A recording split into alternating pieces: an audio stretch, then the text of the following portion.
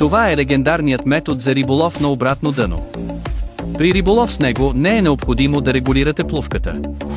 Използва се специално за улов на всякакви големи риби във водата.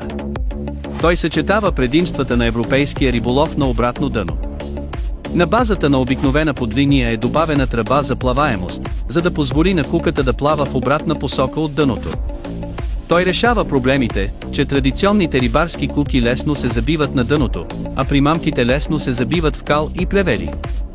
След влизане във водата, навикът на естествената любов на рибата да яде динамична стръв се използва, за да примами рибата да поеме стръвта, което значително подобрява скоростта на улавяне на рибата. Обратната долна подлиния е опакована с 5 чифта. Оборудвана е с различни по големина куки за риболов, които могат да се използват за различни видове риби. Приятели, които искат да хванат голяма риба, могат да опитат този метод.